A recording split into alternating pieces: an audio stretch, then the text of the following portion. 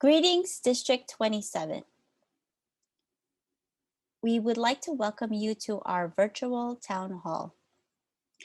We would like to share with you how we are preparing for our Homecoming 2021 on maximizing opportunities to support and strengthen a welcoming and affirming environment across all of our District 27 schools. I am Superintendent Jennifer Carrion, and today we will be presenting along with my District 27 Superintendent's team and our Queen South Borough Citywide Office partners and central experts, along with our community leaders, which consists of our student member from our CEC and also our parent leaders from our CEC, our DPAC, and our President's Council. We also will post our virtual town hall on our website, which is www.district27nyc.org. Our email address is district27@schools.nyc.gov. And our Twitter is @district27nyc. Here you'll be able to find all of the information that we will present to you today. I'm going to present to you what our session flow looks like for District 27 Town Hall. We'll share with you the expectations for teaching and learning. I'll share with you the Chancellor's academic priorities and instructional principles for 2021-2022 school year. I'll present the District 27 foci for expectations for teaching and learning. We'll also present citywide updates regarding medically necessary instruction, ventilation and cleaning, what happens when there are positive cases of COVID in our schools, vaccinations and health screenings, face coverings and personal protective equipment, physical distancing in schools, early childhood, mental health, school food, and how do you contact us and how do you access the New York City Schools account. It will then be followed by a town hall panel with our community stakeholders that represent our parent leaders and our student representative. Our objective and our goal for our session, we'd like to provide our 40,000 plus families in District 27 with information on how we're preparing our schools to ensure a welcoming and affirming environment with health, safety, and social, emotional, academic learning, SEAL, at the forefront of our minds for our students. Here is an image of our District 27 Superintendent's team. I'm supported by our two Deputy Community Superintendents, Melissa Compson and David Normand, our Field Support Liaison, Thomas Fox, our Director of Continuous Improvement, Dr. Cooper, our Director of Early Childhood, Susan Satani, our Family Support Coordinator, Teresa Cantante, and my Administrative Assistant, Joanne Ramirez. Our Chancellor's academic priorities for 2021-2022 school year. We've always had a strong focus on early childhood literacy. Now more than ever, addressing literacy is our most urgent priority. And in our district, we're aiming to make sure that every single student is on grade level by third grade. We have done tremendous work on making sure that our schools implement guided reading in the early grades so that our students will be on track for grade level by third grade. We've also been working on ensuring a culturally relevant and sustaining curriculum in every school. We've ensured that we have implemented what is known as CRSE, Culturally Relevant Sustaining Education, aligned curriculum in every school. Beginning in the 2019-2020 school year, we worked hard on ensuring that all of our principals were equipped with professional learning on how to support their school staff to start looking at our curricula and making sure that they represented the students that we are serving, that all of our books and materials included the cultures that we have in our community. We've also, as we know during the pandemic that started in March 2020, when we shifted to remote learning, we have really made sure that we have become stronger in our digital citizenship. So we have made sure that there has been tremendous support in technology with devices and internet and all of the learning programs and platforms that are afforded to our schools and communities. Our schools have really leveraged this opportunity to demonstrate better citizenship in the digital world. We've also been investing in special education and greater support for our multilingual learners. In our district, we have made gains with all of our student subgroups in these categories, ensuring that they are all receiving accelerated learning and opportunities. And of course, our overall goal is to ensure our students are college and career ready. And the Chancellor's instructional principles for this year include those high expectations and rigorous instruction. Of course, developing and strengthening a welcoming and affirming school environment, implementing that inclusive curricula that I mentioned earlier, and assessments that center student voice and collaboration. We're also really centering that time for targeted professional learning communities, which is what I mentioned before about supporting our principals and school leaders so that they can train their staff. And in District 27, we have all of our focus areas for the past 3 years, and we're also presenting for you today our focus for the upcoming school year. So in 2018, 2019, we really wanted to norm across our classrooms in every school that our students had learning targets so that they can know what they're supposed to be learning about in a student-friendly and student-centered way. In 2020, 2019-2020 school year, our focus shifted on implementing small group instruction, which is those guided reading strategies I mentioned earlier, and discussion protocols to support student academic language and making sure that students were equipped to work well in teams aligned to advanced literacies. In 2020-2021, we focused on leveraging our instructional leadership teams so that teams were examining disproportionality data in their schools and looking at the impact on student learning. We then reimagine our CRSE and our SEL, our social emotional learning practices, and the impact that was having on student learning in a blended world. We saw many of our students who were able to excel during the digital time and the remote learning instruction. We also saw that there was a great need to focus on students who were having tremendous challenges during the remote learning time. So that's our acronym SCOOP.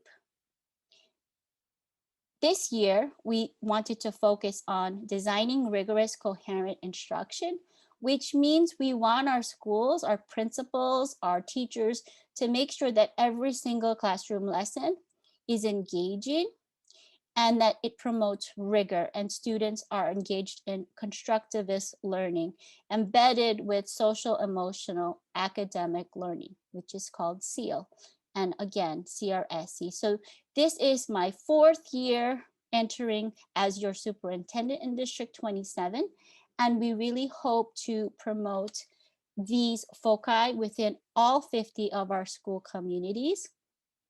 And I'm very grateful that our principals have been able to demonstrate the impact on student learning and that they're monitoring that classroom instruction is taking place. And we are going to have district-wide assessments and district-wide screeners to make sure that our students are on target learning for the standards. And at this time, I'm going to introduce my Deputy Superintendent, Melissa Compson. Thank you, Superintendent Carry-On. This update is on medically necessary instruction. Every year, there are some students with medical conditions that necessitate interim educational services outside of the school building. These services are offered for school-age children from 3K to grade 12. in all 5 boroughs and can include individual in-person instruction by a certified teacher or individual and small group instruction through digital platforms. Taking COVID-19 into consideration, the New York City Department of Health and Mental Hygiene has determined that students who have one of the following conditions would be approved for home instruction: lymphoma, chronic renal diseases, sickle cell, gastro or Crohn's disease, thalassemia, leukemia, cerebral ataxia, seizures, stroke, multiple sclerosis, metabolic disorders, heart conditions, muscular dystrophy, adrenal disorder, cystic fibrosis, liver disease, tumor, congenital lung disease, congenital heart condition, and lymphoma. Any family with a student who is immunocompromised due to a medical condition or treatment for a medical condition may apply for medically necessary instruction. Applications from families with any condition not listed will undergo review to determine eligibility. For additional information about the application process and eligibility, please visit homeinstructionschools.com. We will now hear from various members of our District 27 Superintendent's team, who will provide updates on health and safety, as well as updates for Homecoming 2021. Ventilation. Good ventilation is essential to prevent COVID-19. Over the past year and a half, ventilation in every single classroom across the city has been inspected, updated, and repaired as needed.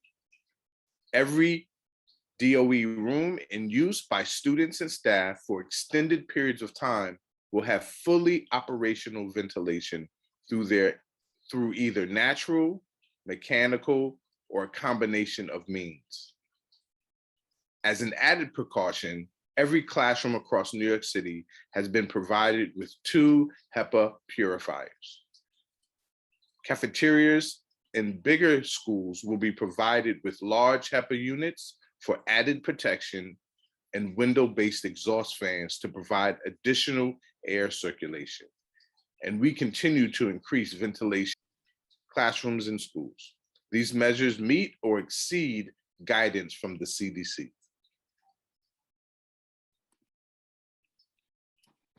School-based cleaning. All classrooms and common areas, such as auditoriums and gyms, will have hand sanitizer and disinfectant wipes available on a daily basis. High-touch areas, such as doorknobs and water fountains, will be cleaned multiple times throughout the day, and each classroom will be deep cleaned and disinfected daily using electrostatic technology.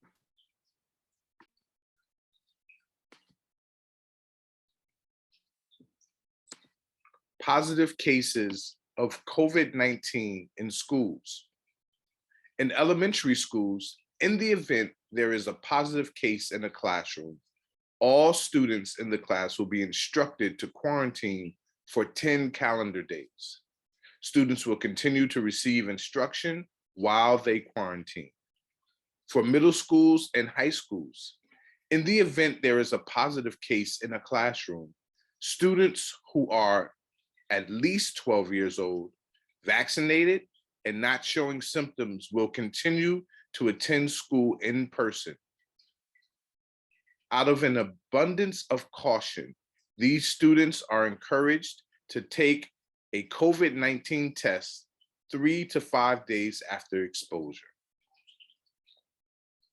For students at least 12 years old, vaccinated, and showing symptoms, will be directed to quarantine for 10 calendar days. These students will have access to remote learning while quarantining. If a student is unvaccinated, they will be directed to quarantine for 10 calendar days. These students will continue their learning remotely, and on day 5 of their quarantine, students may take a COVID-19 test, and with a negative test result, return to attending school in person after day 7.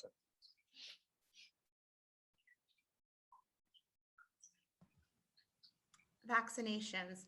All Department of Education employees, including school-based staff, will be required to be vaccinated. DOE employees will be required to provide proof that they have received at least one dose of the COVID-19 vaccination by September 27th, 2021. We also strongly encourage vaccination for all students 12 and over. Please visit Vaccine Finder at nyc.gov for more information. For answers to frequently asked questions about the COVID-19 vaccine, please visit nyc.gov for more information. Alternatively, you can also call 1-877-VAX4-NYC for help with making an appointment at a city-run vaccination site. Many sites now have walk-in appointments. Vaccination is safe, free, and available regardless of immigration status. Public Schools Athletic League vaccination policy. COVID-19 vaccination will be required this year for all Department of Education students and staff participating in public schools athletic league sports that are considered high risk for potential COVID-19 transmission. High-risk sports include football, volleyball, basketball, wrestling, lacrosse, stunt, and rugby.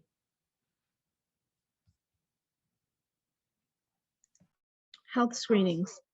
Every student and staff member must complete the health screening form prior to entering the school building each day. Anyone entering the school building must confirm that they are not experiencing any symptoms of COVID-19, have not recently tested positive, and are not currently required to quarantine based on contact with an infected person. If you need a thermometer to check for a fever, you can request one from your school. If a student or staff member is feeling ill, they must stay home and get tested, which is an effective way of protecting the host community. Every school will have a nurse on staff to whom students can report if they are feeling ill. To complete your health screening, navigate to healthscreening.schools.nyc. Face coverings and protective equipment. All students and staff must wear a face covering when riding on school buses and anywhere on school property, indoors and outdoors, regardless of vaccination status, unless they have a medical exemption. Forgot a mask? No problem. Every school will have a supply on hand for children and adults. During lunchtime, masks may be removed so students can eat comfortably at a safe distance from one another. Masks may also be removed during designated mask breaks, during which students will maintain physical distance from each other. Students who are not medically able to tolerate masks will be provided with alternative accommodations. Hand sanitizer will also be available in every classroom. COVID-19 testing in schools. Regular COVID-19 testing provides school communities and public health experts with valuable information. Continuing the successful safety practices of last year, there will be regular testing for COVID-19 in our schools. Every school will have 10% of their unvaccinated individuals who have submitted consent for testing in their school population tested bi-weekly. This way, if there is a positive case, action can be taken right away to protect the school community. Students and staff who are fully vaccinated are not required to be tested. It is important that you provide consent for your child to participate in the in-school testing program. You can fill out the form in your NYC Schools account, NYSHA account, or download the form online at schools.nyc.gov/COVID testing. Don't have an NYC Schools account? Learn how to get started at schools.nyc.gov/NYCSA. Physical distancing in schools. Physical distancing is another important part of our multi-layered strategy to keep our school communities safe. The Centers for Disease Control and Prevention, CDC, quote, recommends schools maintain at least 3 feet of physical distance between students within classrooms to reduce transmission risk. When it is not possible to maintain a physical distance of at least 3 feet, such as when schools cannot fully reopen while maintaining these distances, it is especially important to layer multiple other prevention strategies, such as screening, testing. Additionally, whenever possible, elementary schools will keep groups of students consistently together or have teachers move between classes in order to minimize movement of students. It is important to note that the CDC emphasizes that schools should not exclude students from in-person learning to keep a minimum distance requirement. During meal service, schools will use outdoor spaces and additional spaces in school buildings where possible to support physical distancing. Meals may be served in multiple locations and during multiple time periods. Early childhood, welcoming our youngest students and families to school. Masks need to be worn by any children over the age of 2. We understand our children are young and may still be adapting to wearing masks. We work with our students through positive behavioral strategies to help them become more comfortable wearing masks. Our students are not required to wear face coverings during nap or rest time, or especially during meals. Staggered schedules. In order to welcome our friends and families to school, we implement staggered schedules, which invite our friends to come to school for a shortened amount of time during the first few days of school in September. In this way, our friends and our families can get acquainted to our protocols, the buildings, their classrooms, and meet their teacher and classmates. COVID-19 testing. 3K, pre-K, and kindergarten students are excluded from COVID-19 testing in schools. Only students in grades 1 through 12 are tested in DOE schools. Early literacy. As Chancellor's academic priority for early literacy focuses on child reading on grade level by 3rd grade. Early childhood programs across our district are celebrating literacy development. SEAL, social emotional academic learning. Our pre-K programs focus on developing our students' social, emotional, and academic skills at an early age. We work on helping students learn to focus, manage emotions, interact with their peers, and stay engaged, all while learning and developing academically. Seats are still available across District 27. You can set up a My Schools account and add your child to the wait list, myschools.nyc. You can also contact the program of interest directly and request that your child be added to the wait list. You can call 718-935-2009 or email esenrollment@schools.nyc.gov to get support. We also encourage all of our parents to sign up for a New York City Schools account if you don't already have one. On the screen in front of you, you will see 2 different websites that we use for student information. One is our New York City Schools accounts, which is mystudent.nyc, and this is the one that you will use to view your child's academic and biographic information, such as attendance, graduation, grades, report cards, IEPs, transportation, health information, and elections for parent leadership. The My Schools account, however, that's the application portal that we use for New York City families to apply for grades such as 3K, 4K, pre-K, kindergarten, middle school, and high school.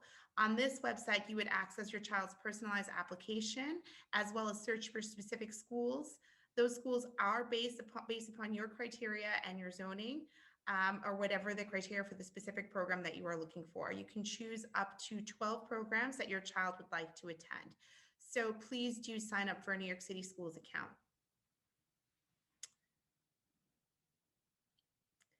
Also, to contact Community School District 27, our main office will be reopening in fall of 2021, and that's located at 8201 Rockaway Boulevard in Ozone Park. We also have our District 27 Family Empowerment Center, which is based out of Goldie Maple School 333, and that's in Alvord, New York. And also, please feel free to email us at our district mailbox at district27@schools.nyc.gov. Please make sure to include your full name, a phone number where you can be reached, your child's name and school, and a brief description of how we can be of assistance to you. Additionally, please keep visiting our website at district27nyc.org following our Twitter account, and definitely visiting our families page, which is a tab on the website for any important updates. Our newsletter is updated weekly, and you can see all important updates there. Our previous CEC presentations from the D27 superintendent's team can also be found there as well. So at this time, I'd like to thank our family support coordinator, Teresa Cantante, for providing us with ways on how you can contact our district. Once again, we encourage you to contact your parent coordinator and your principal if you have follow-up questions. During this part of our town hall, we're going to engage in a panel conversation with some of our esteemed leaders. It will be myself as the superintendent, our deputy superintendents, as well as our parent leaders, our student leader, and we have some central experts who will also be addressing the town hall questions, and we have principals as well.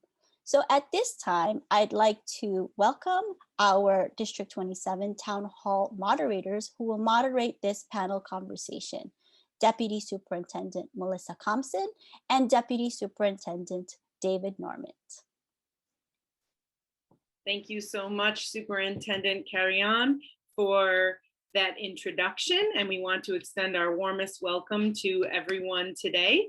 We're going to begin by welcoming our guests today. We'd first like to welcome our District 27 parent and community leaders. First, welcome to Amanda Prashad, the student representative for the District 27 CEC, Lisa Johnson Cooper, the president of the District 27 CEC, Maribel Perez McDaniel, co-president of District 27 President's Council, and Beatrice Reed, the chairperson of the Title I District Parent Advisory Council, DPAC. Welcome to all of our parent and community leaders. We would also like to welcome our town hall panelists today. Today we have with us Central and Queens South experts, District 27 superintendents team members, and District 27 principals. Welcome to Student Services Director, Rochelle Lewis, as well as the Crisis and De-Escalation Manager from Student Services, Myra LaSalle Kaplan. We'd also like to welcome from School Food, John Rizzo, Associate School Food Service Manager of District 27, and Narissa Barito, District Supervisor from the Office of School Food and Nutrition.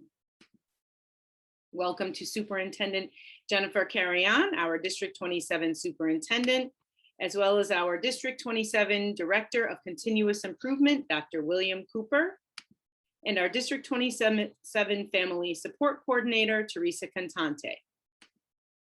We'd also like to thank Principal Patricia Finn, Principal of PS 42Q, for being here today, as well as Principal Yassine Agoub, Principal of PS 97. Thank you all for joining us today for this District 27 Town Hall. All right, so again, we'd like to welcome all of our parent and community leaders, as well as our panelists, and we will get started. So we will begin with questions for Student Services. Rochelle Lewis and Myra LaSalle Kaplan are here to join us. Our first question for you. Do you have updates for us on how Student Services at the borough are supporting students in schools, and also specifically students in temporary housing? So we do have, for students in temporary housing, we usually go, well, we have a go-to, which is Linda Wilson, and she's the one in charge of temporary housing at Central. So we usually have her assistance or reach out for her because she pretty much has the real contacts for helping those students. In terms for updates for supporting our students, we have an array of trainings that we are doing for teachers. We have circles and we have PCIS and all the de-escalation trainings that we have to support our schools when they have issues. I'm also going to add that in addition to that, we do have one-on-one supports for families. So as you know, each individual family has specific needs. And so we create links and resources from specific families to actually, and their students to the needs that are, germane to what they actually need. Thank you. Question number 2. Can you speak to the attendance policy when students are quarantined? So there is actually a policy for students. When a student is quarantined, they will go remote. And so there are, in that case, when a class is quarantined and or they do have the option to go remote, and they will receive synchronous instruction. Thank you. Question number 3 that families asked Student Services is, what is being done to ensure that schools have enough guidance counselors and social workers to support the needs of students this year? So that's always a big one, and a lot of it, unfortunately, has to do with the budget of the school, making sure that they have enough money to hire counselors and social workers. Some schools are lucky and fortunate to have a guidance counselor plus a social worker, sometimes a psychologist. But in terms of Central, I know that Central and the DCO are working together to hire extra social workers so that they can assist us when there's a crisis. And I'm able to not just deploy my crisis teams to their sister schools, but I'm also able to come with a social worker to the scene to actually, help assist and assess the situation. So I know that we are working on that. Thank you, Myra. The 4th question is similar to what you just addressed, and if you'd like to provide any more details, what are extra supports a school has access to if there is a crisis in the school or with an individual student? So there is an array of trainings that I have done so far with my team. So it's actually, our faces that they get to see, which they already know us. So there's 4 parts for different de-escalation techniques that everyone can see and watch self-paced. That's the good thing about asynchronous trainings. They can watch it at their own time as long as they register within the time frame that I give them. They're able to access the videos. And like I said, it is us um, that's presenting. So it's like a familiar face because they already know us. So that's the good thing. They feel comfortable watching it. And there's different role plays that we do. Uh, we we pride ourselves in being a really connected team. So we're funny. So it's engaging. So they tend to say, can we have more, and I know that Cornell University is working with the DOE to really reinstate TCIS again. A lot of people miss the live portion of it, and it's a 4-day training, so it has to be live, but we have to have approval by them to continue to do it live. I think that this is one of the years that there's going to be massive support from top to bottom, and not just support for the actual students, but actually support for the adults as well. And so there are mindfulness trainings that we are working on for adults and for students. There is going to be, as Myra had mentioned earlier, an influx of social workers into the system to help deal with student concerns. So not only with the student concerns, but with family concerns. And really like direct supports for absolutely everybody. There is a touch point for every principal, assistant principal, for every staff member, for every student, to make sure that we really come in strongly this year and that we're supporting absolutely everyone with gentle hands to make sure that we can make this a successful year. Thank you. Question number 5. What are some strategies that teachers can use in school and in the classroom to support their students' mental health and wellness throughout the school day? So for mental health, a lot of times that requires clinicians that now all schools have. So that's like a separate piece and a separate entity that, we're willing to, we have the resources to really provide the mental services, the mental health services for the schools to utilize. In terms of wellness, there's many, many activities that we have taught different schools this past year and a half on mindfulness, on yoga, on circles that they can just take. They can do them daily. It could be either before lunch, it could be at when the kids start to come into the classroom. It could be done weekly, but there's a lot of things that they can do for wellness so that, the kids have a breathing moment every day. And it also helps the staff, when they're doing the like breathing exercises or a small circle, it also helps the staff to do it with the kids. And you get to learn a lot of information from what the kids have experienced. And this is also, there's a guidance counselor, an access to a guidance counselor in each school, social workers, schools-based, even the school-based support, social workers will be, like filling in. There's CBOs that are filtered throughout the school. Some of the school have health clinics that have mental health providers that are in the school. And it really is an absolute like essential that we make sure that each student has a touch point. And the Department of Education has definitely gone out of its way to make sure that each student, each family has the resources that are available.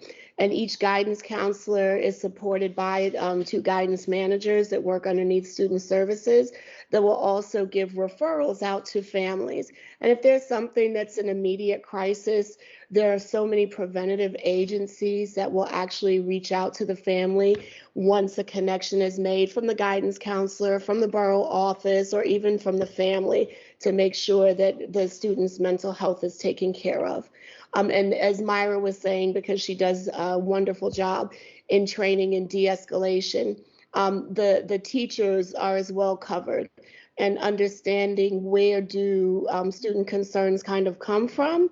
And it might be that they had a bad day coming in, just, on the bus or, the night before, or just anything that has surfaced from the pandemic, and really giving teachers the strategies to help students get through those difficult moments. And if I could just add to that, Deputy Compson, in our district, pre-pandemic, we had about 25 schools and school leaders trained in life-based crisis intervention, as well as therapeutic crisis intervention, as Myra had mentioned before. So pre-pandemic, our principals were already training in de-escalation crisis strategies and identifying those look-fors in students in crises and trauma situations. So since the pandemic, we've even become a little bit more adept seeing look-fors in the remote world and also in the in-person world when we had some students at school, and just making sure that our teachers could identify those look-fors also. So we really thank Myra and Rochelle Lewis for all of their support, and the entire borough who's been really supporting our schools, especially during crisis situations when some of our family members, teachers, staff members have passed away due to COVID or other reasons, and their crisis team deploys to the schools and really is there on site to make sure that everybody is okay, and even for a time period after the crisis. So thank you. Thank you, Superintendent, and we really appreciate you, Rochelle and Myra, for being here today from Student Services. I'm wondering if our student leader, Amanda Prashad, or any of our parent leaders have a question for Student Services at this time. I had a question similar to the mental health aspect. So what services can be directly provided to students and their families to assist them emotionally during this time? So there's a number of preventative agencies that are available for students outside of the schools, but also the guidance counselor and the social workers that are assigned in the building are also individuals who are able to help with the mental, social, emotional wellness of the students, and also the mental health problems that the student might exhibit during this time. The social workers that are coming in are licensed clinicians, and they are trained for the work and are able to give services inside the school. The guidance counselors are also trained pedagogues that are able to deal with, social emotional needs of the student and to give referrals that might need to go outside the school. So we're really prepared this year to make sure that everybody, has a touch point and that each individual student has their needs met. And let me just add that Tariq and I and Natasha from the team were trained in suicide prevention for teachers and for schools. And some of the trainings that we've done, one of the things that I always tell teachers is, although you may not be able to help clinically, there is a way to do a warm handoff to the clinician, because sometimes the students who don't have IEPs or students who are not, students with special needs, they may be at-risk students, right? And most of the time, the teacher that spends the most time with the student is the only person that really knows the student. So that teacher being able to really do a warm handoff to the clinician is really going to be key. And one of the things we teach is that they have to really tell the students that they trust the person they're going to hand them off to, that they trust the clinician, that they trust the guidance counselor, so that the student feels a little bit more comfortable in talking to somebody that they maybe are just meeting. So that has also taken place for the last year and a half that we've done with the schools. Thank you, and thank you for your question. Are there any other questions for student services from our parent leaders?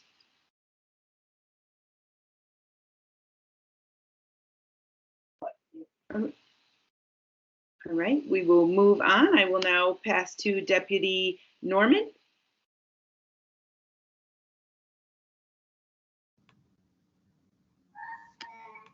Thank you. Thank you, Melissa. We have with us today Amanda Prashad, student member of the D27 CEC, a rising senior at Scholars Academy and a product of District 27.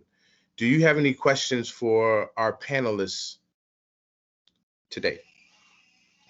Yes. Hi, everyone. So my first question is, how will we ease the transition from virtual to in-person, especially for students who spent their last year fully virtual? Will schedules be modified? I'll take that one. So Amanda, and all of the schools, and we have two principals on this call, are working right now on programming, right? So this week in particular, the administrative teams came back on Monday to make sure that they can understand their space situations and their programming needs. A lot of our schools are also hiring additional staff so that we can make sure that we accommodate all of the student needs. And I know you come from Scholars Academy in high school, so we're also taking into account how transitions might work, right, depending on the number of staff and teachers, because we want to make sure that there's always adult supervision in all areas during the transition to the extent possible. And again, we're focused on the 3 feet where possible distancing. So that's what principals have to take into account as they consider student needs. And I don't know if one of the principals want to add on to that, since you're in that seat right now, as far as student programming and making those adjustments for those who have been in person into remote into in person. All right, so I will take that, Superintendent. Thank you for this opportunity. But I will say that, one of the things that I think is important to remember is that the children, for us, we are 3K to 8th grade. And so many of 2/3 of our students have not been in the building since the start of the pandemic. So easing them back into the building in a way that makes sense to the children, and for the children in a school like mine, as opposed to a high school, it's all about the interactions, right? So we are scheduling opportunity prior to the start of school where the children are going to be able to come up outside in the playground, meet their teachers, have opportunity to put welcome messages all around the perimeter of the school with chalk, have some ice cream. So really just like a fun re-entry. And then in terms of the actually transitioning into the building. We have 4 exits, which prior to the pandemic, we only used 2. Now we will be using all 4 entrances for the children to enter into the building, limiting the number of individuals that pass through any one entry at a given time. And of course, we will be following all of the social distancing protocols and really assigning, working with the staff. And it's really been important to have the staff has really stepped up to understand and recognize that we all have to function as a team right now, more than ever. And so having people out and visible, monitoring those transitions, and just bringing, a welcoming and affirming environment to the table here, right? This has really been something that everyone now, it's not just words on a paper, right? It's something that we are embracing and we are bringing to life here in the building. And I think that for our little ones, that really is going to make a big difference. The middle schoolers, they just can't wait to get back together, so I hope that helps. And Amanda, just one more piece is that the principals have been conducting open houses virtually and also recording what the orientation back looks like so that on their parent portal or their website, and this is not all schools, this is what some schools are doing examples of to acclimate students back, is even showing students where things are, like masks or signage and things like that, so that we could reacclimate them back to what school looks like in person. And if I can just add to what you said, Superintendent Carrion, with regards to the town halls, we've conducted a few, many actually last year, and because we showcased all the great things that we're doing in terms of the health and the safety on a regular basis, many of our parents were confident to send their children back to the school. And we saw a great increase in the springtime once the social distancing was relaxed from 6 feet to 3 feet.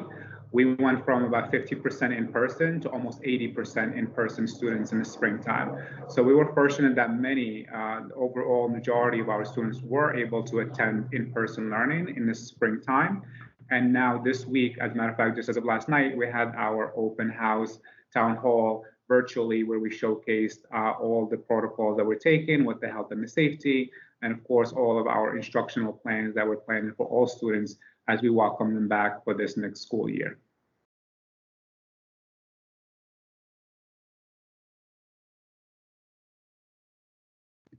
Thank you very much for your responses. My second question is, will busing and transportation services be modified to accommodate new protocols and ensure guidelines are followed? It's really going to matter and really going to take place in having that communication with Wendy and James from our office with the busing. Because there hasn't been any busing, that has been like, a little off loop. So I don't know if every single principal has all the guidance on the busing and how that's going to look like. My suggestion is that schools continue to really, reach out to our transportation experts here at the office, which is Wendy and James, just to make sure that they know what the procedures are going to be and stuff like that, and how many parents do want the kids on the bus, who doesn't want. There's going to be quarantine if one kid gets, if it's unfortunate that one kid tests positive, what's that going to look like? So those types of busing questions really should go through the transportation unit. That's what the principal and I were talking yesterday about, because he didn't know what that was going to look like for him.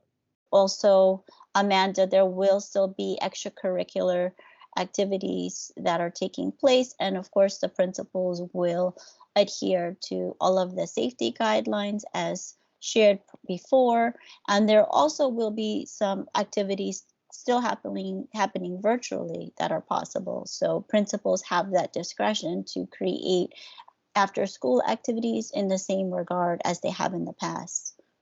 And I don't know if any of the principals want to add on to that question about extracurriculars. And I know that, Amanda, you're part of clubs in your school. We would imagine that that's continuing, but I'm sure that there will be parameters, right, as far as the distancing and what that looks like. And most likely the in-person interactions will be reduced, right, depending on the number of people and the time and the space available. So I'm sure that it will be encouraged virtually as well for those clubs to continue. And I know for us, that's something we've gotten really good at, is having these virtual meetings and recognizing that Principal Finn is in the peninsula right now in Rockaway, and Mr. Agub is right in the mainland. They're far apart, right? But we can all be here in one space. So I think we should look at those opportunities to extend extracurricular, right? Obviously, not all sports or all activities can happen virtually, but some of those activities where we can continue to conduct oral conversations, or some of those brainstorming activities can certainly be done online. And I know that people have had art clubs and drama, even virtually extracurricular. So the principals are going to plan in the safest way possible, again, depending on space guidelines. And we don't have anyone from facilities here today, but they would also say that because there are such stringent cleaning requirements, that there is a cutoff. So I believe Principal Finn and Mr. Agub, we encourage that staff were out of the building earlier than in the past, because the cleaning requirement is so stringent, Amanda, for every school. And that's in the home health and safety guidance for this year for homecoming.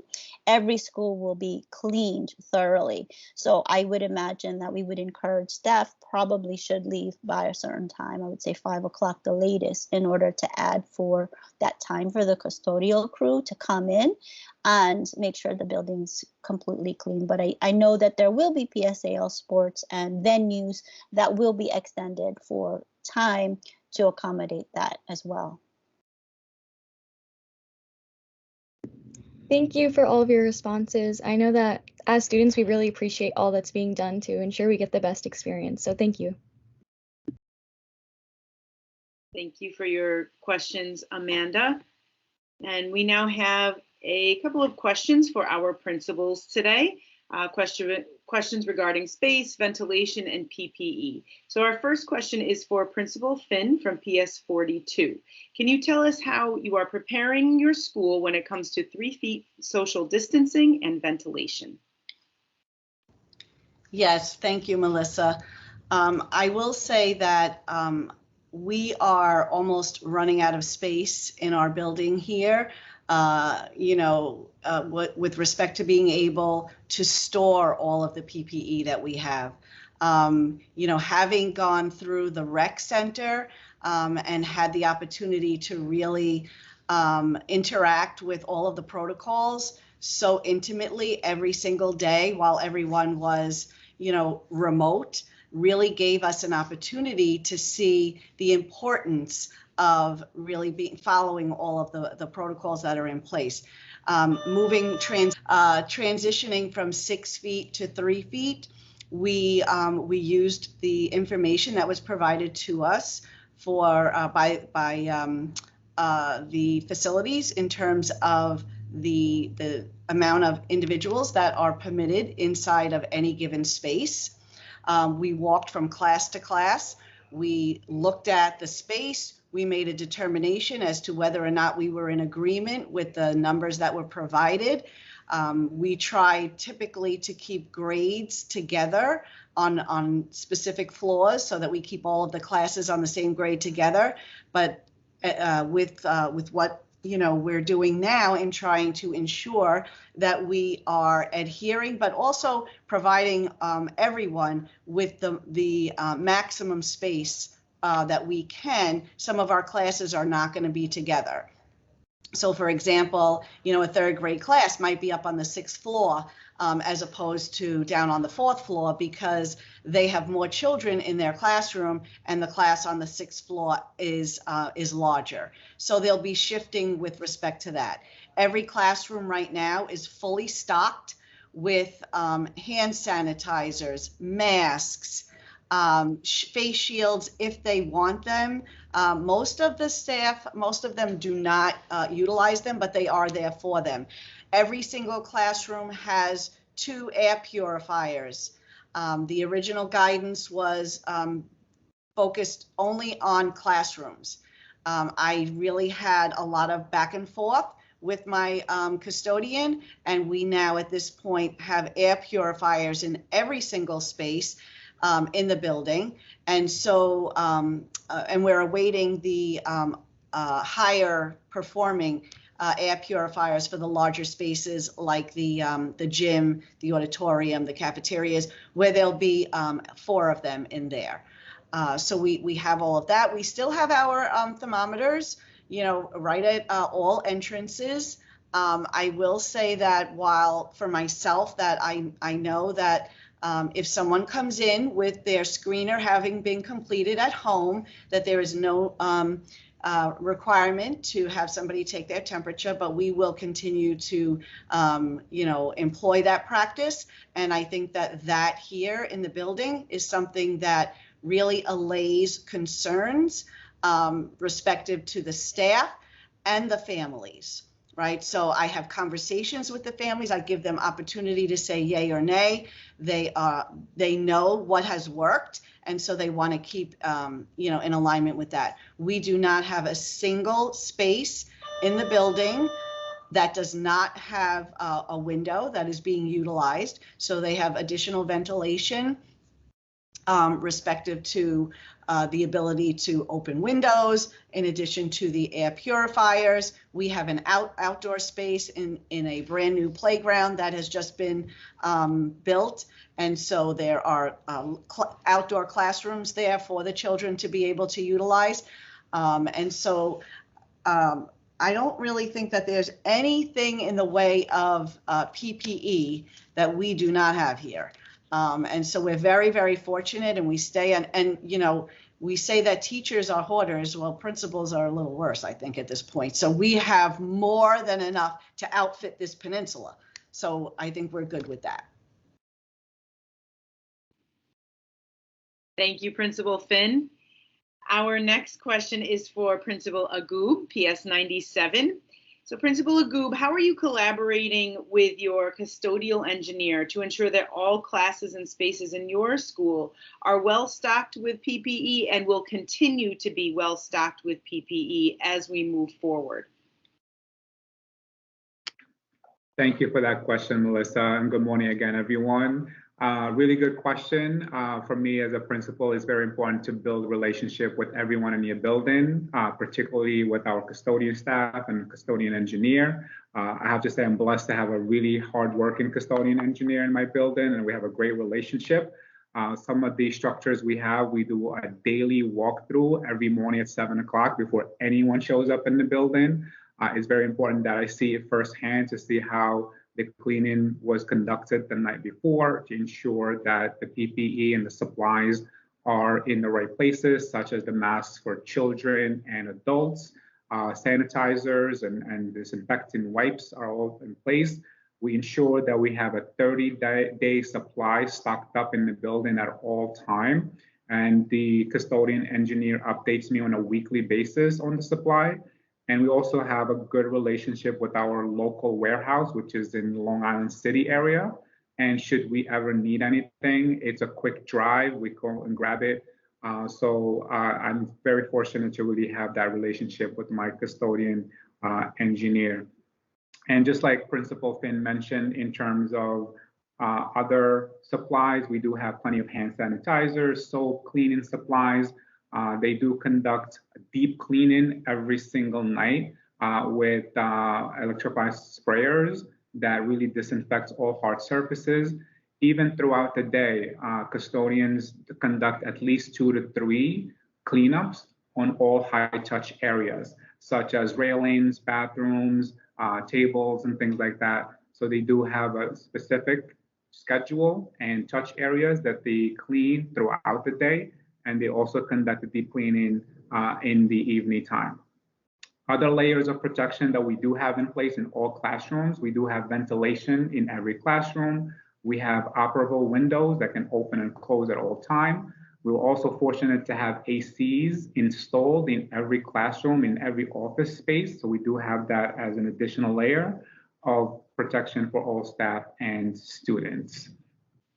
At this time, I would like to, we have Lisa Johnson Cooper, Ms. Lisa Johnson Cooper, the D27 CEC president. Do you have any questions for our panelists from your constituency? I do have 3 questions. My first question would be, what if a parent doesn't send their child to school and just refuse to send their child to school? At what point, or what are the protocols do the school take in making sure that the child gets to school?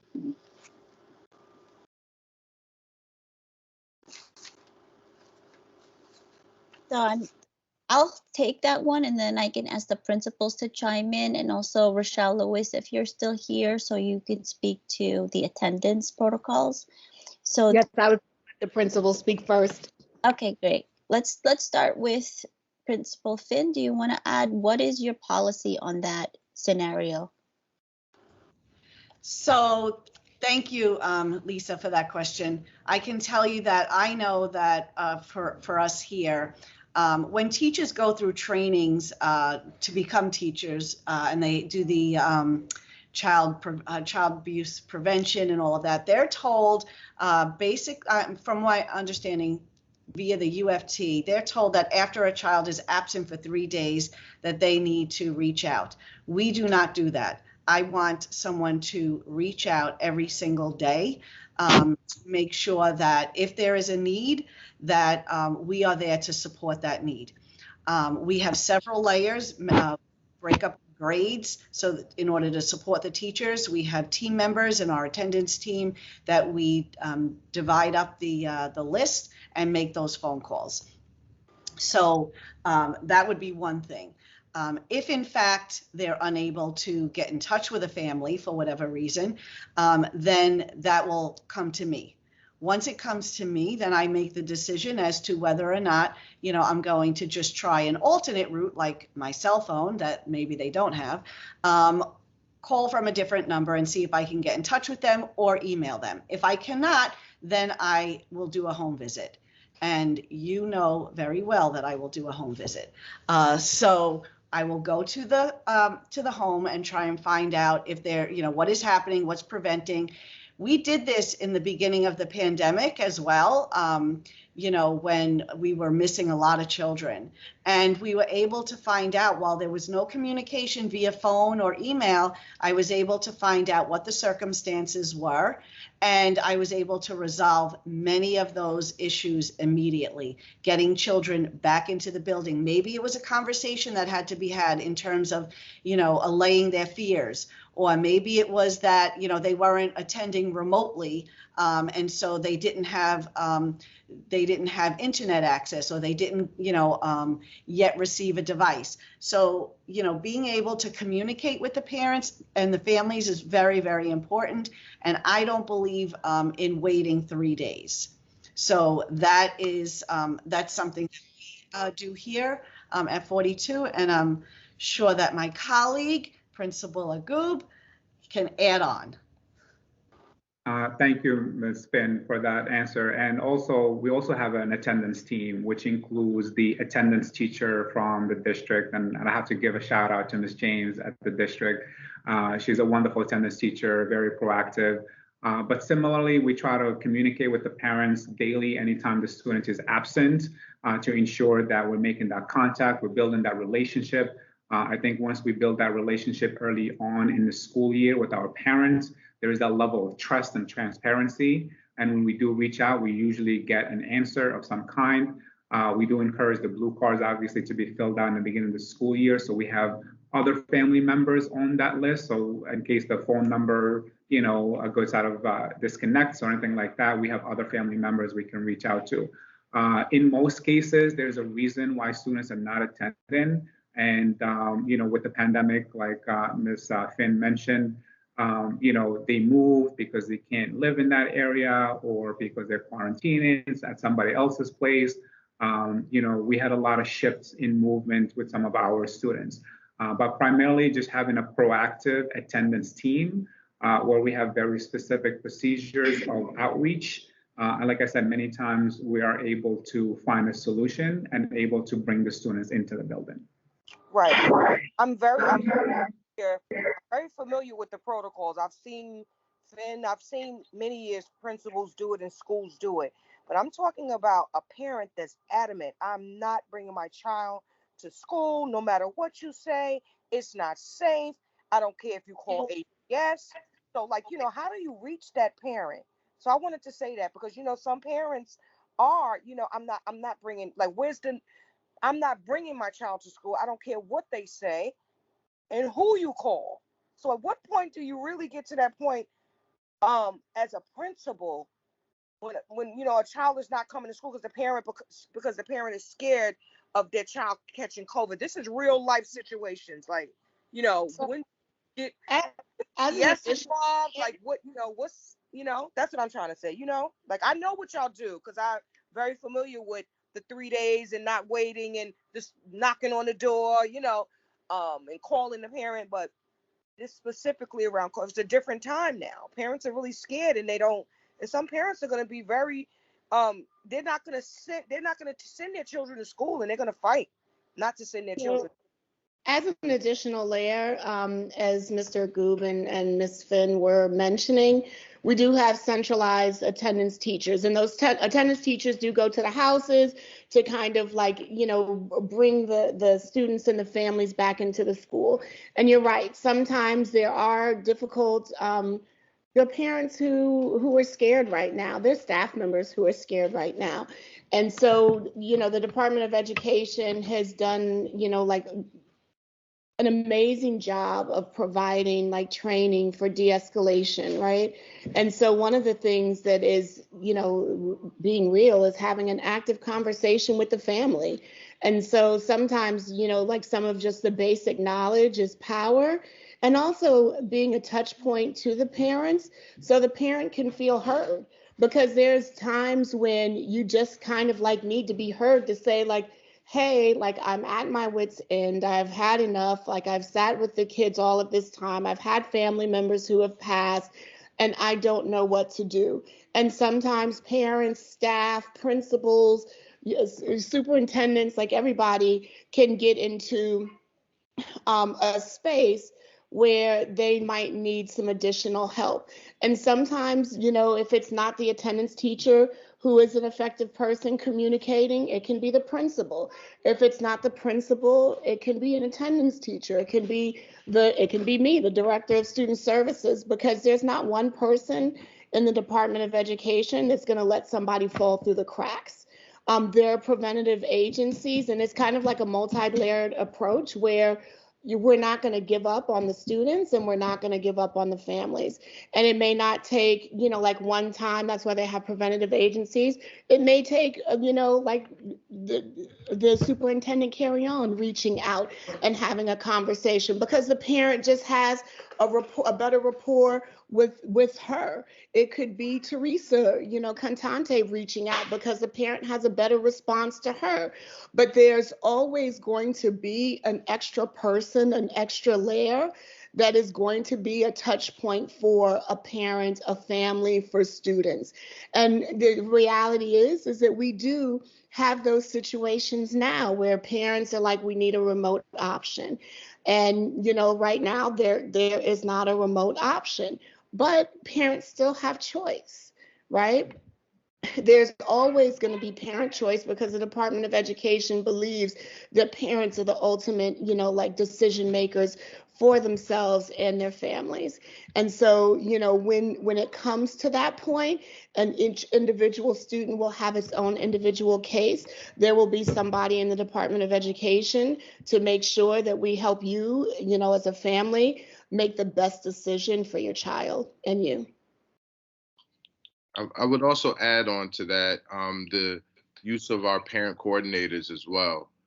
That's one of their key roles, is being a liaison for parents and helping them walk through this process, providing them information and resources so that parents are aware of what school looks like, so they may not feel like it's a unsafe environment, providing them resources to parents. So that's another, source of information for parents. And unless they're new, every single parent coordinator in District 27 was trained by me in TCIS and learning how to de-escalate, not just, students, but, parents as well.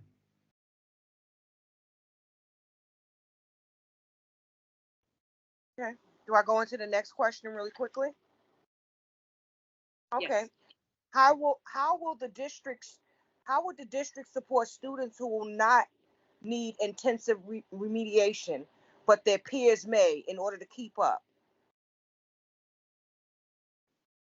How will the district support? Can you just repeat the last part? You said the word "not" and it caught me. Yeah. I was How just will the district support students who will not need intensive remediation, but their peers may, in order to keep those children also progressing and staying on track? Thank you. Thank you, President. So this has always been a challenge, right, for any classroom teacher and any teachers to have to differentiate, right? We've heard of differentiated instruction. So prior to the pandemic, classrooms were organized heterogeneously in most cases where students were at all levels, right? So let's say it's a first grade classroom. In first grade classroom, a student typically can enter either as an accelerated reader or as a student who hasn't started reading at all, right? Depending on their level. So that's what we would consider a level A through level J.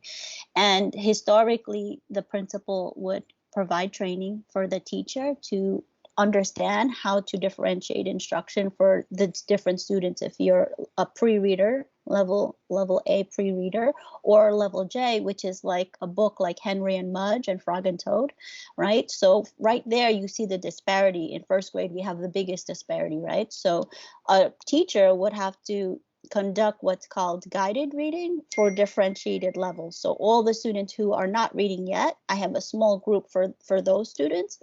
And then all my students who are reading books like Frog and Toad and Henry and Mudge, I want to move them, right? I want to get them to other chapter books that are more high level. So the teacher would typically meet with the 3 groups that are different levels in different times of the day. And that's also the same in math. So there's differentiation and small group work, and that's going to continue. It also happened during the pandemic, right? Teachers did conduct small group instruction during the pandemic. There were also academic intervention services for, like you said, those students who were not meeting grade levels. So some schools conducted Saturday programs, after school programs, and not only for students who needed extra support, but they also did that for students who needed acceleration. So depending on how the principal, because we have 50 different principals, how they structure their program, we always want to make sure that a student is moving forward. I know firsthand what it's like to have to support another student as a student, right? In the past, when I was growing up, the teacher would say, oh, hey, Jennifer, can you help this student with math because you already got 100 on the test, right? But you don't want that for your youngster. You don't want your youngster to support another student and not be progressing themselves, right? So the principals understand the arc of learning is that we're always accelerating learning, and that's why we call it acceleration, because we don't want any student to be left behind. And but just because you've mastered everything doesn't mean that we can't push you forward and start learning new and rich content. So Principal Finn, I see your hand up, so you can add to that. Yes, thank you, Superintendent. One thing that I just wanted to add to that is that as a district now, we, every school will be administering the MAP growth assessment, right? Everyone's going to be using that. And one of the great features of MAP is that teachers have the ability to access a variety of different reports. One of those reports is called a goal report.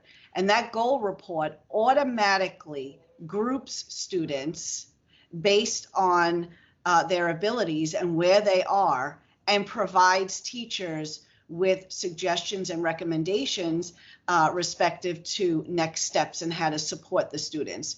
So it's not, it's giving teachers a lot of support in terms of the ability to group children effectively, but it's also a standardization across the district that I think is going to really make a difference. While, each school community is different and they all have different needs, so are the children. And this particular assessment, I think, is going to make a big difference for everyone and will really be supportive. It takes a lot of the guessing work out of the equation for the teacher, and so the children are automatically grouped. And then you're able to see the progress as they go along. So I think that that's going to help as well.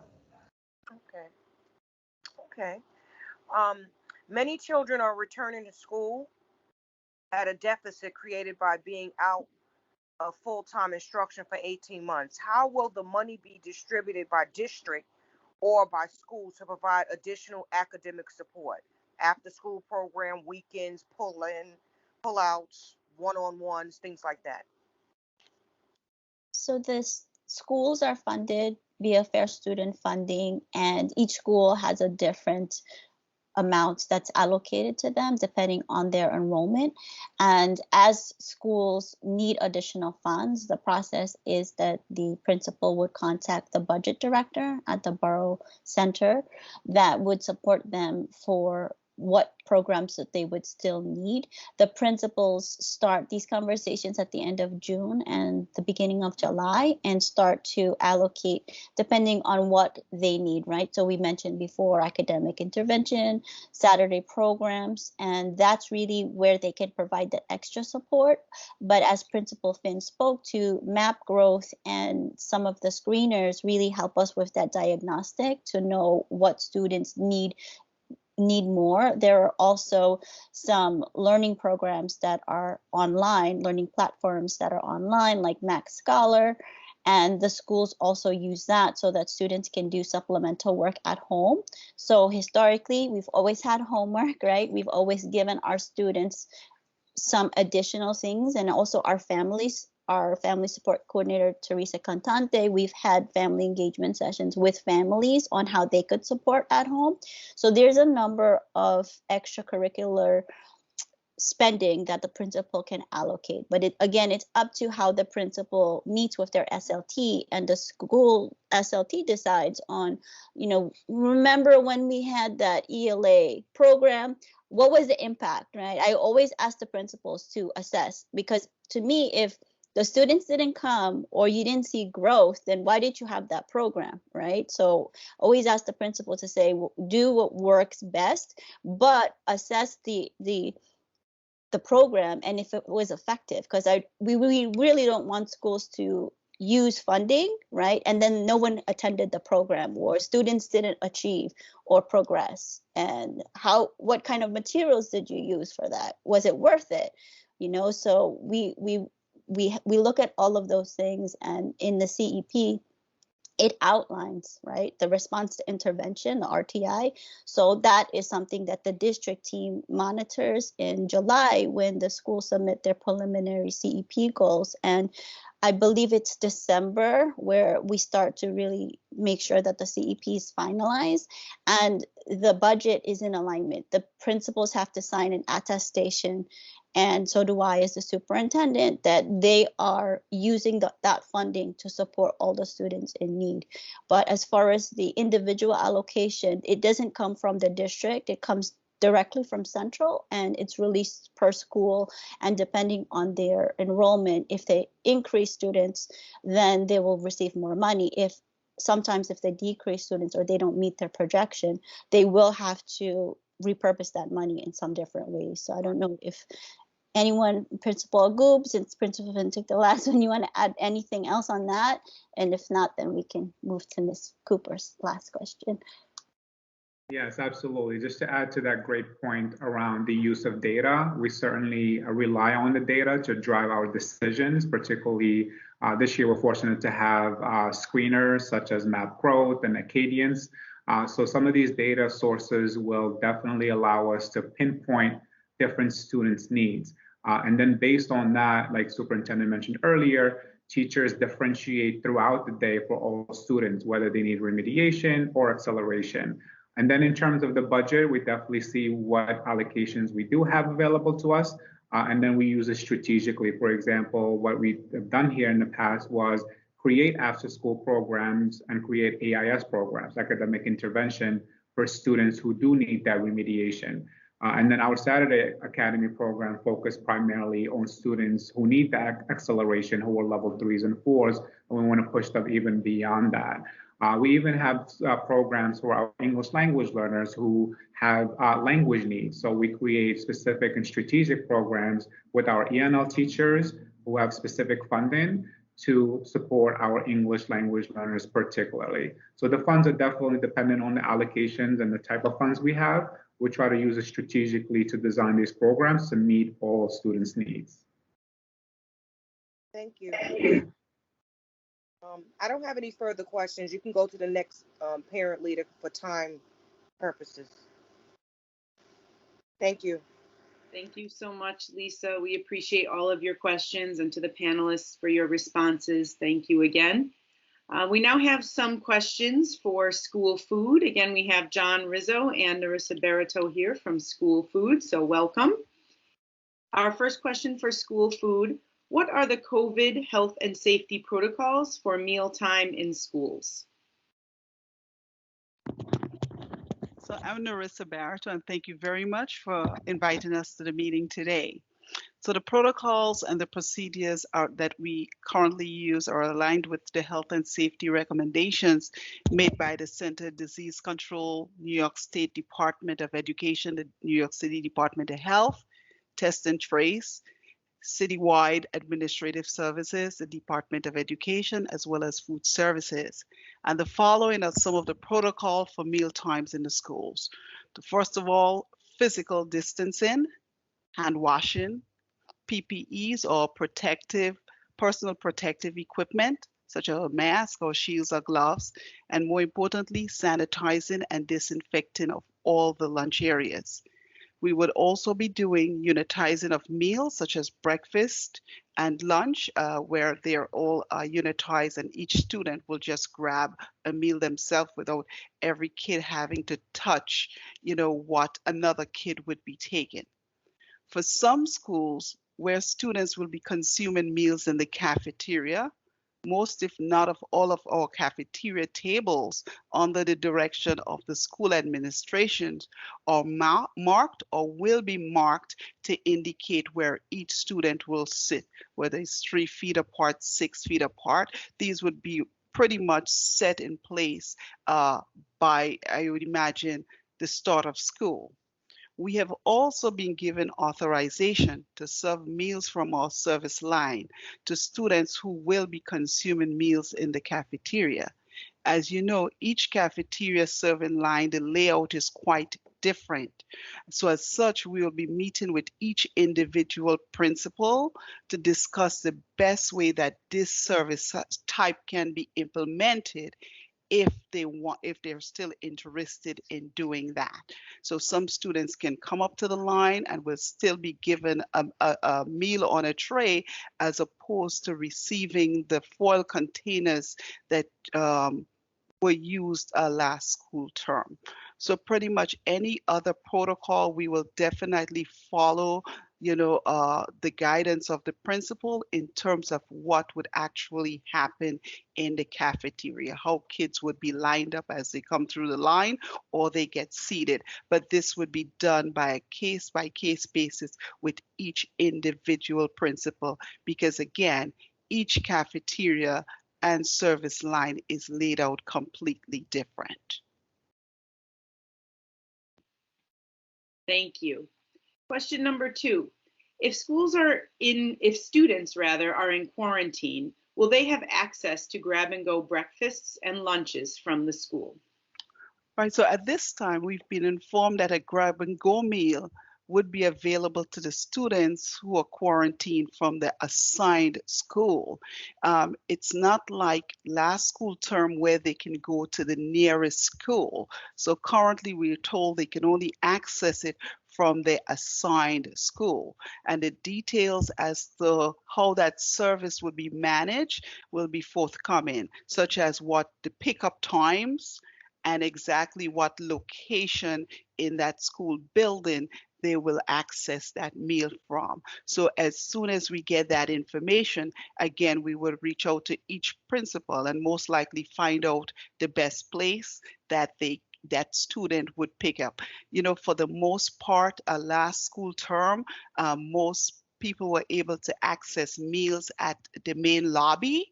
I'm not sure if this would be available this school term. So it's, again, another issue we will discuss on a case-by-case basis, because it would be what's best for that particular school building.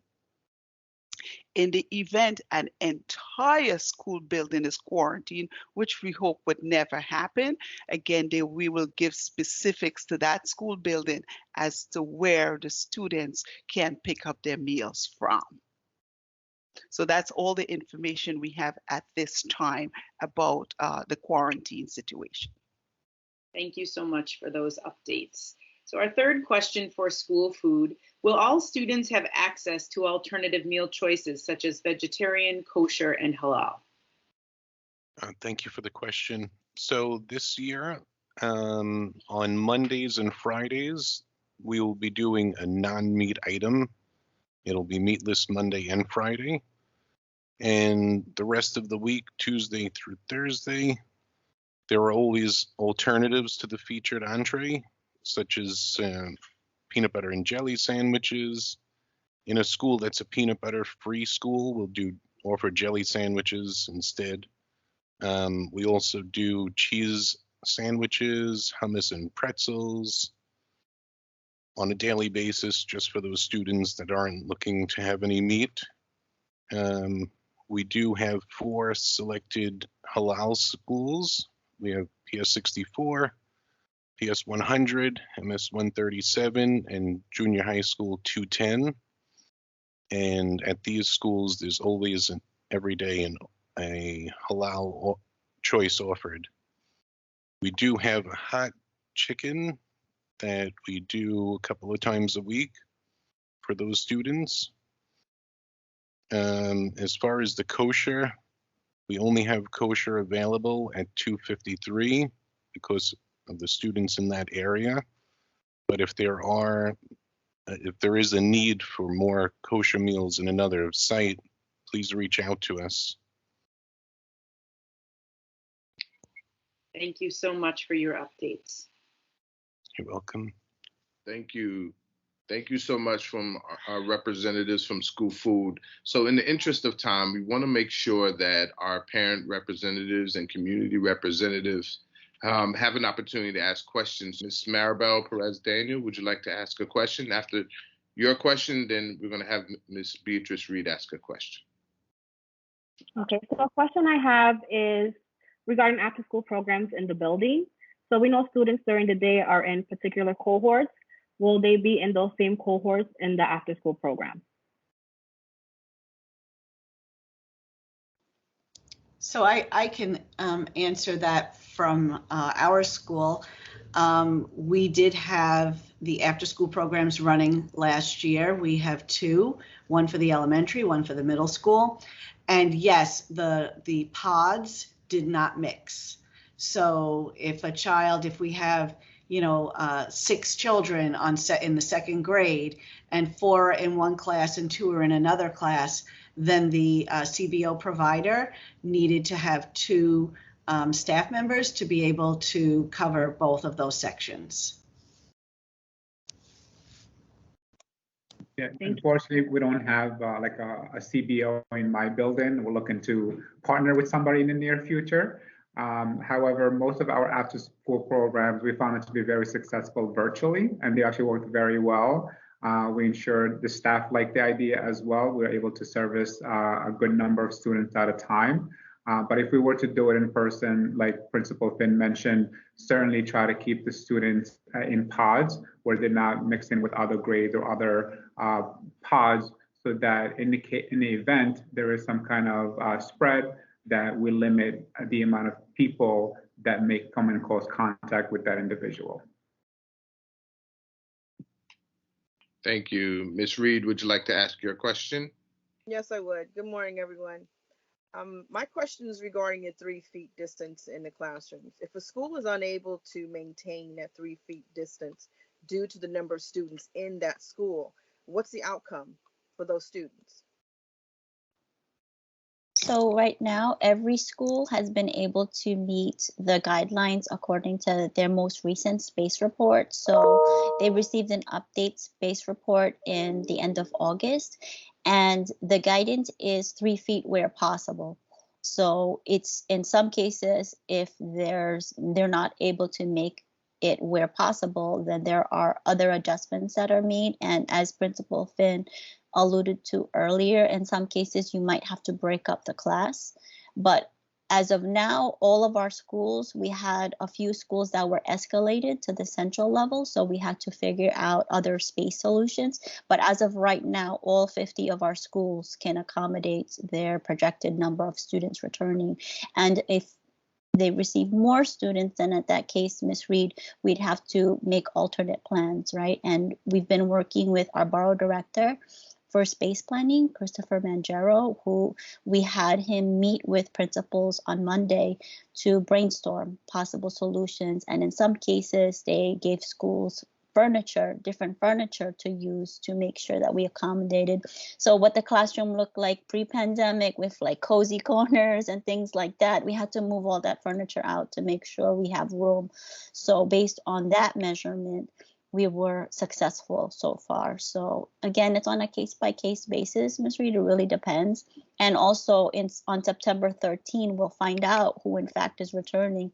Right now, we can only go by if parents are informing the principal if they're returning or not returning, but we really don't know until September 13 who's coming back, because parents can still make that decision on deciding on an alternate option for their family. And I don't know if Principal Finn, you add on to that, maybe for the sake of time, if you have something different to add.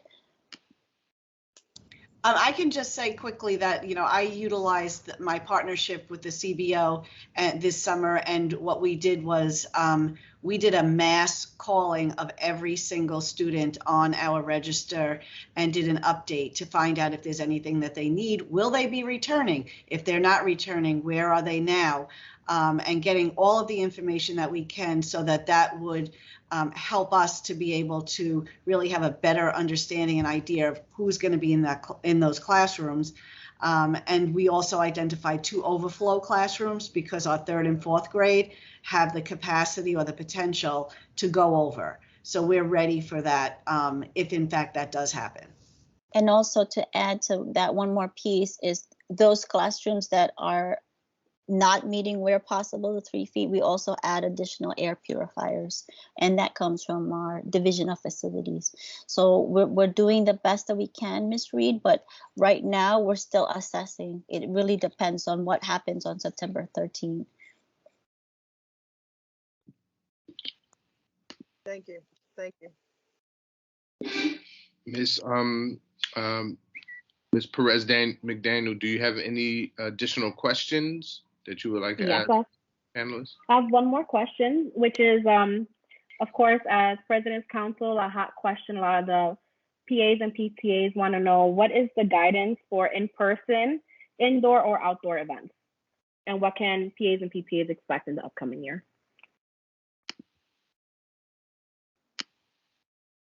As of right now, the information is still the same regarding the visitor policy for PTAs and PAs. I'm going to ask Teresa, because she sits in on the updates from FACE, and I know you do too, Ms. Perez McDaniel. To my knowledge, I think it's still the same guidance regarding that the PTA treasurer can access the safe in the school and that SLTs and other activities are virtual meetings. But I'm going to ask Teresa to chime in if you've heard any additional guidance on that. And I know that they're still being worked on and they're evolving still with the guidance.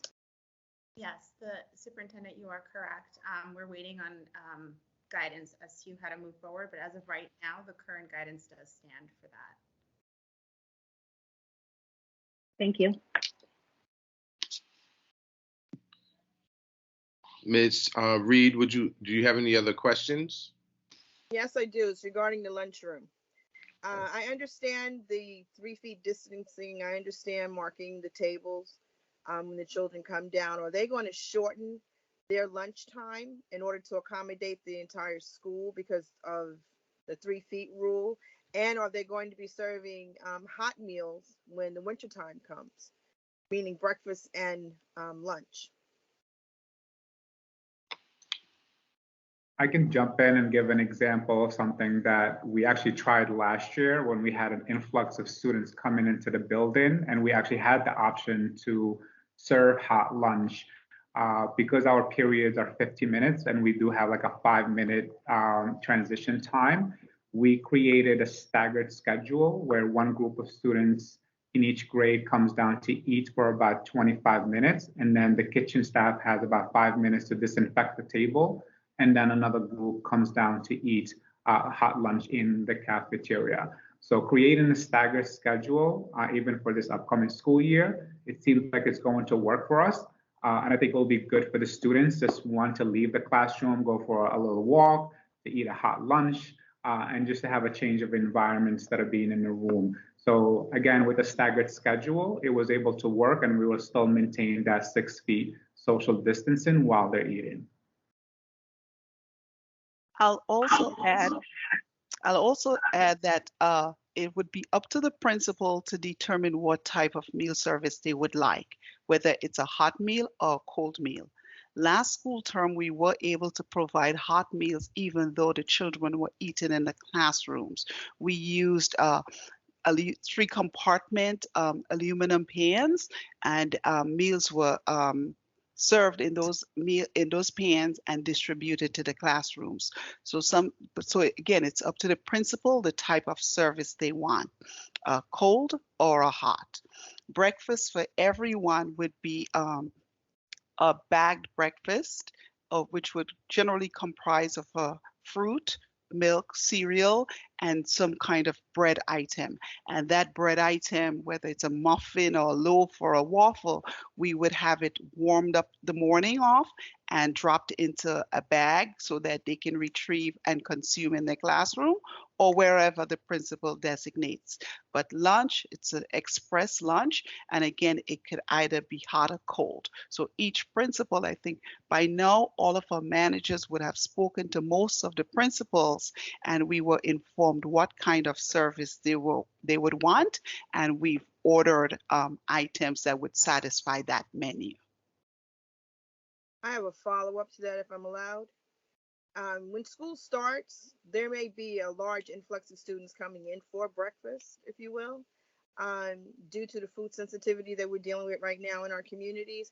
How are you going to accommodate more students coming in for breakfast where you're not able to stagger the lunchtime, the lunchroom hours to accommodate, those children?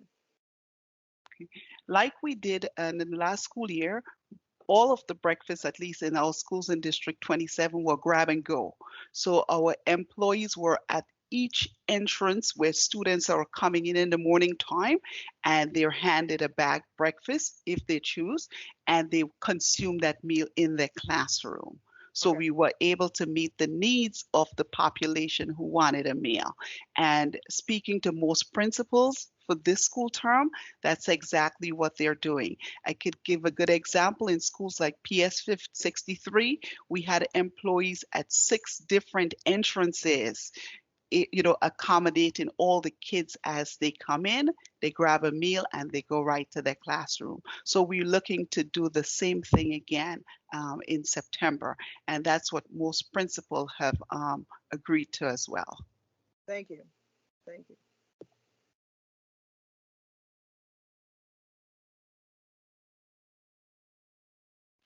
Ms. Reed, Ms. Perez McDaniel, do you have any other questions? No other questions. Thank you. But I do have one other question. It's Yes. regarding the PE. I know the schools have to have a 30-day supply on hands at all times. The budget that they're being given to pay for this, if the DOE is still increasing the amount that it costs to buy say a 10 box of gloves that used to be $50 and now it's $200, where's the cost factor, and does that take money away from the school's budget, or is there a separate DOE allocation for the high cost that the mask and the gloves are going to produce once these kids get back in? We've already experienced it when COVID first started.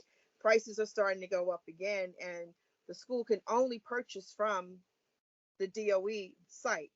Yeah. You know, there's a difference between Amazon being $50 a box and DOE being $200 a box for the same exact gloves.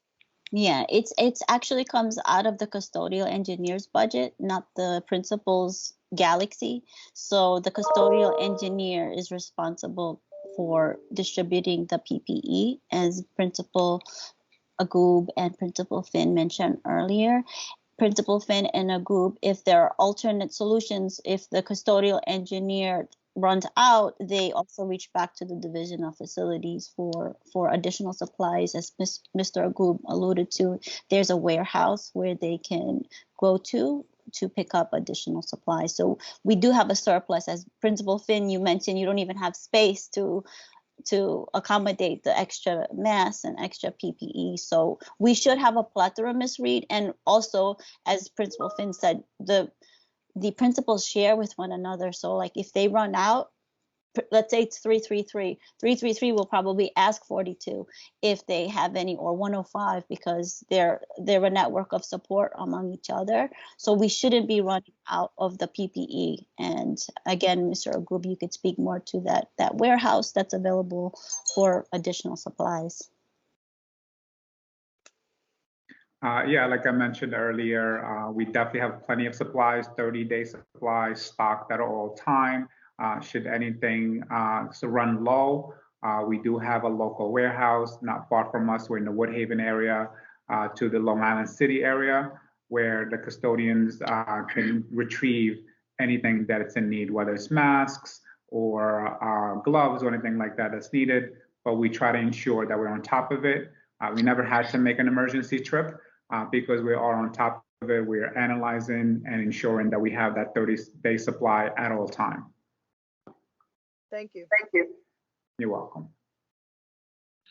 Thank you. So at this point, we are going to have our family support coordinator, Teresa Conte. And how are we preparing our parent coordinators to support and strengthen a welcoming and affirming environment for homecoming 2021?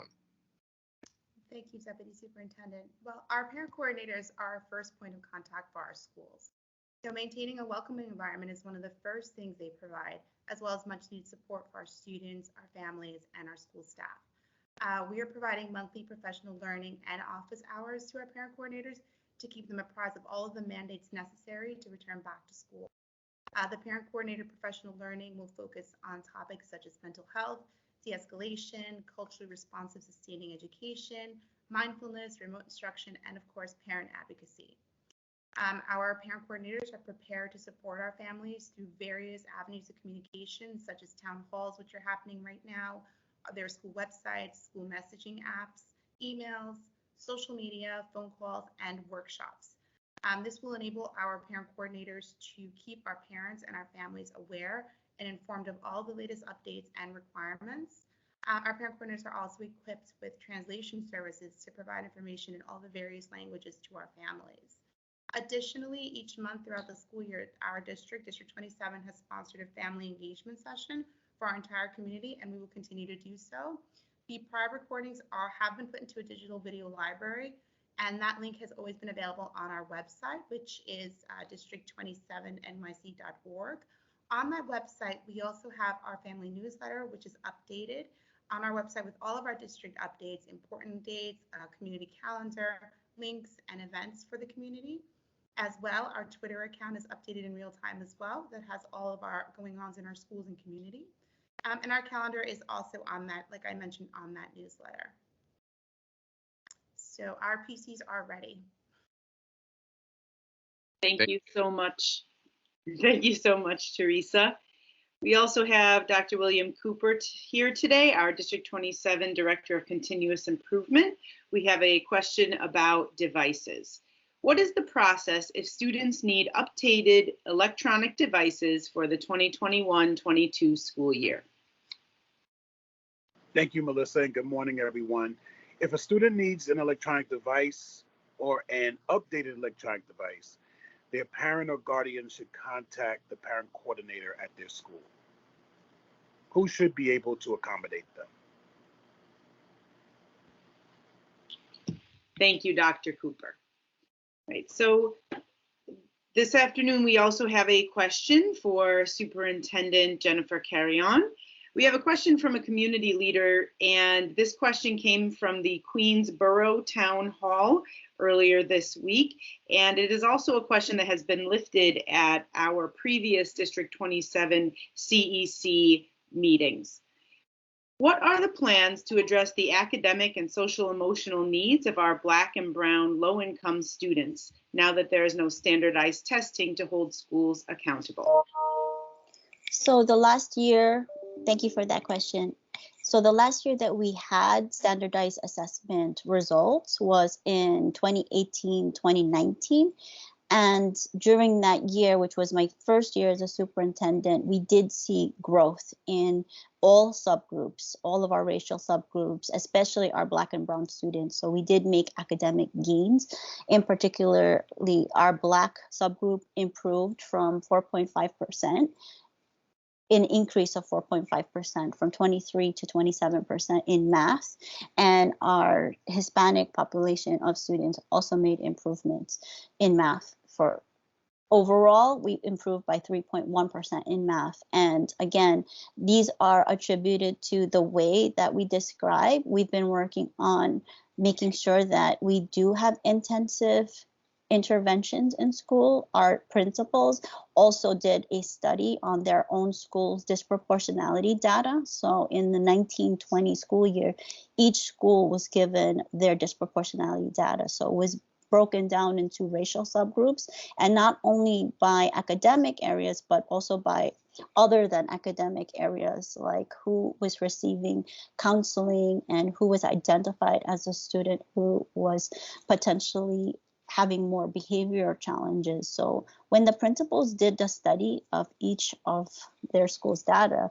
they were surprised by what they saw. So what we started to do was go all the way into who's identifying these students. Some of the students were even being identified for IEP services, right? But we were thinking about, as a district equity team, how will we best support our principals to better understand all of the students in their schools, and also to better understand race.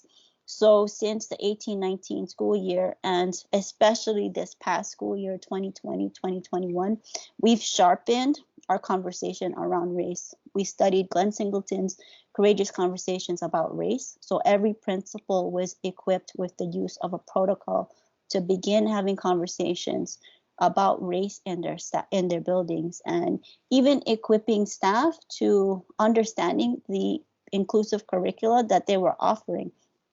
When we started to look at the inventories of curricula in our classrooms, we said those are not books that represent the diverse cultures in our district. We're 91% students of color in our district, and some of the books only represented certain racial authors and experiences. So I know Principal Agoob, can certainly speak to how we've implemented CRSE, because he's also included acknowledging that there's other than racial subgroups, including LGBTQ, but in particular for the Black and Brown subgroups, we have an intense focus on making sure that there are no achievement gaps. We've also allocated our My Brother's Keeper grant to ensuring that we have supplemental professional learning for our principals and school teams.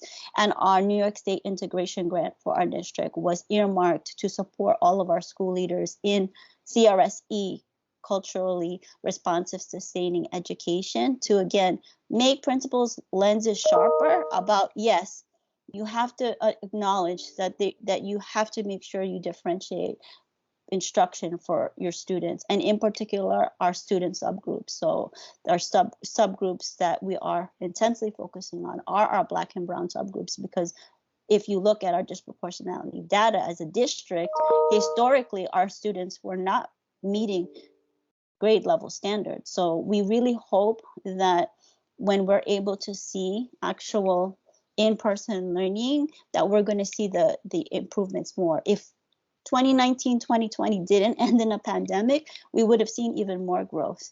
And then if we didn't have a pandemic, we would have seen more growth in the 2020, 2021 school year, because we really believe that our principals have sharpened their lens on making sure that we don't exclude anyone, and we pay better attention to seeing students for who they are, and that teachers also make sure that they start to see students for who they are and incorporate ways to bring their culture into the classroom.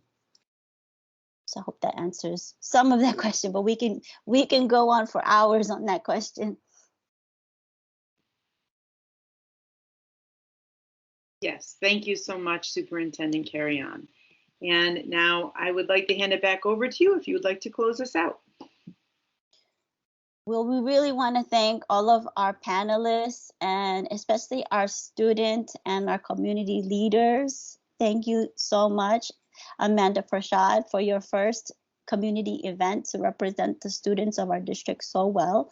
Thank you so much, Ms. Perez McDaniel, Ms. Reed, and Ms. Johnson Cooper for representing your constituency so well. We always appreciate you, not only for your participation here, but your ongoing communication with us. We're here for you always, and whenever you have a question, not just today, but ongoing. So we always ask you to just give us your feedback, and again, keep the conversations going, because as Principal Agoob and Principal Finn mentioned, it's all about over communicating right now, because there's so much guidance that keeps changing, and within 24 hours something can even change. So we try to keep our information, as Teresa Cantante said, active on the newsletter. So we're going to go back to making sure that everything is updated, including our president's names and making sure spellings are there and everything. So, you know, as the chancellor said, we have to return back to in-person learning, because we've seen the social emotional gaps, right, exist for our students who really struggled during the pandemic. While some students accelerated, right, some students really liked working at their own pace sometimes. Other students suffered social emotionally, and overall we know that there's nothing like in-person contact, and that goes for the teachers as well as the principals. There's nothing like being able to have a side conversation with someone in a hallway about a noticing that you're having about a student, right? Those are things that you can't always say, oh, let's have a Zoom at 2 o'clock and let's check in about. It's just not the same, right, as being able to have that face-to-face contact. And especially for our students, we know that, imagine growing up in this day and age right now where you haven't been able to play with your friends or talk to your friends. So we want to make sure that we all communicate that messaging, is that the promotion of homecoming is about that return to in-person learning, because we're excited to have our students back. We know that we'll be wearing masks everywhere in the campus, everywhere in the building, but we also want to make sure that for the social emotional piece and also the academic learning, we have to keep moving, because what's going to happen after this time period is we're going to grow these wonderful citizens like Amanda, who are going to be so smart and be future mayors and presidents to change the world. And that can only happen through that in-person interaction. So I'm going to end with a quote from Chancellor Porter, which was, "Despite the challenges we face, I know we can and will forge ahead in service to our communities and our children. We're going to continue to do amazing things," and she continues to be proud of our strength and dedication as a community. So thank you to the student and the parent leaders again. Thank you to our school food representatives, Mr. Rizzo and Ms. Barreto. Thank you to our Student Services Division, Ms. Myra LaSalle Kaplan and Ms. Rochelle Lewis. Thank you to our principals, Principal Finn and Principal Agoo, for spending so much time. We know you have to get back to work to finish making sure we're all safe and ready for September 13th, and your staff is ready as well for September 9th. And thank you to our district team and our family support coordinator, Teresa Cantante, Dr. Cooper, our moderators, our deputy superintendents, Mr. Norman and Ms. Thompson, for putting us all together in this space. I hope we didn't forget to thank everybody. We want to thank also our facilities division, who couldn't be here because they have to do so much right now to help our schools get ready for opening day. But what we will do is just make sure that all of your questions are answered. And I know that Ms. Cantante has been posting some of the frequently asked questions. It'll be in our newsletter that's coming up.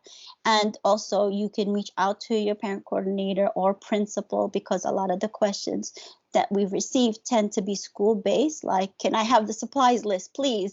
So we are going to make sure that we communicate to our principals and parent coordinators that every school should be circulating their supplies list right now and communicating and updating their websites. And if you do still need anything from the district, we have our email, district27@schools.nyc.gov, and we will be opening up soon. Right now, it's still by appointment only. On September 9th, we hope to have a better schedule as far as the return to our district office, returning in person. But for now, we will keep our District 27 mainland office open starting September 9th and by appointment only. And our Rockaway Family Empowerment Center is still closed because that was where we held workshops.